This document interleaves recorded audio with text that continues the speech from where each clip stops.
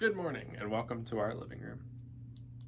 Hopefully you have a good drink or donut or a good friend or a spouse along with you. So today we're Under Armour did not sponsor us. No, but if you would like to, hit us up because we will definitely do something with you. So we're going through a study on the measure of a man and measure of a woman. Here's our thoughts so far on these. Measure of a man is, we're just into chapter 1 of the book that we're going through.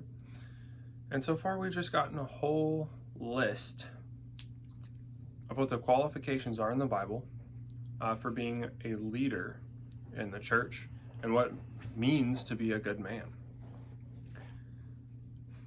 I found it very interesting how many qualifications there are and how much of them overlap in just the simple love God and love your neighbor. There's a lot of very specific things like being a husband of one wife and thank you. That's being morally pure and having kids that are controlled, being devout, like studying God's word and studying God and growing with him, among many others that are qualifications for that. And one of the things he brought up, the author brought up in the book, was that he had a conversation with a couple of guys who were very baby Christians that came to one of his seminars or studies on this book, and they were in upper management of a company. And they said, when we looked through this list that you have in this book, these are like a lot of the qualifications that we look for in hiring middle management positions in our company, because it shows growth. It shows that they're not going to just run around on their job. They have strength if they are, married. They're not constantly getting divorced and remarried. Their kids aren't running around, which means they can manage people. They are going to be dedicated to their job. They're going to grow and study in their position, and those are the kinds of people that they look for. So even if you aren't a Christian, following some of these principles that are in the Bible will grow you even in your life, and you can see how these good things will grow your availability, possibly your position, if you're really striving and living a lifestyle of love for other people, and being disciplined and strengthened, and going through that. I found that very interesting. And then also how to self-analyze yourself. Kind of weird there, but to take that in and be like, where am I actually struggling? Where do I need to grow? Where do I need to move forward in this? What's holding me back? Those types of things. And being a leader in your own home, your own life, and around others in the church, even if it's just simply you're just leading your family to church. So those are my thoughts so far. I think it's going to be a really good study, and I'm looking forward to getting more into it. So, what are your studies on the measure of a woman? No, it's not the measurements of a woman. It's different. Perfect measurements, and we must all strive for them. Well, yeah, it did the same, in that it laid out like a list of different verses that talk about women teaching younger women, mentorship and the importance of that, the description of the qualities a woman should portray. The first chapter went into how the world has just sexualized women and beauty in general, and it was making a good point talking about how God created Eve and beauty before the fall. Beauty is not a result of the curse. Beauty is not a result of sin. Beauty was there before that, and so it has a right and proper place. And it was talking about how your beauty was, just as Eve's beauty was designed for Adam, a woman's beauty is designed for her husband, and that's where it needs to be. That's where its place needs to be when you're talking about embellishing.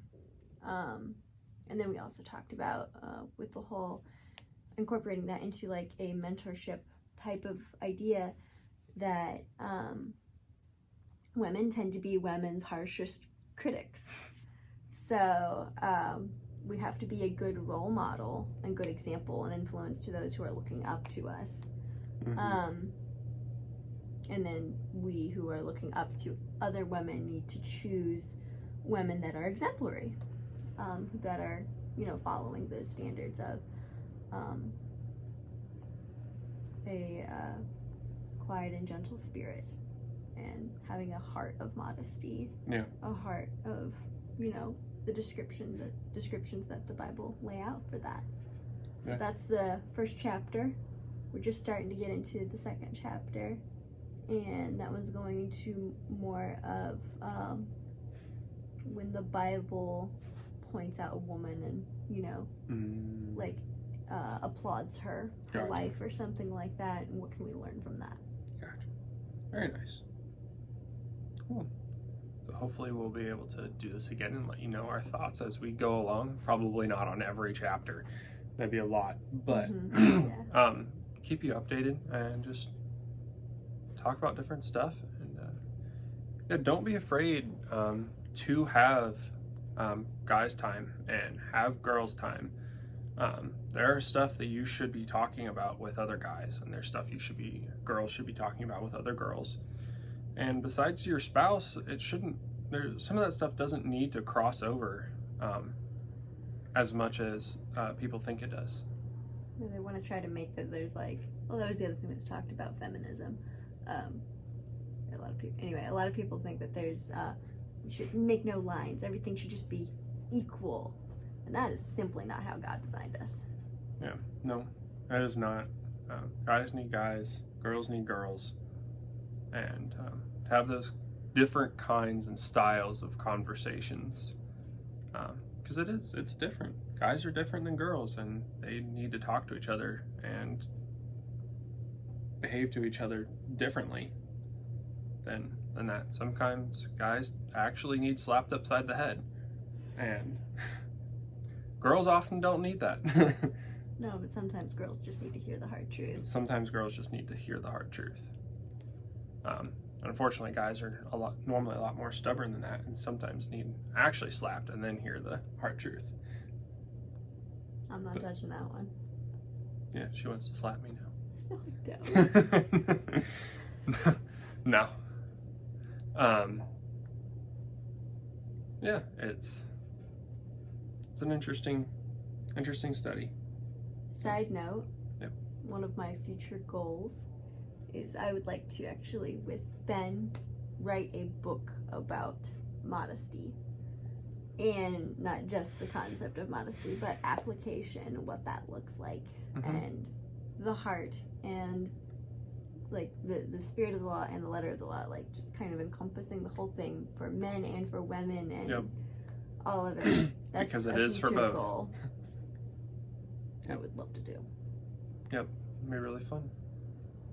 So, have a good day. If you have any questions on this at all, want to talk to us about it, comment, like, subscribe, or reach out to us if you have us on Facebook or Instagram, and like us and follow us on Facebook and Instagram if you already don't. So, we'll see you later. Have a good day.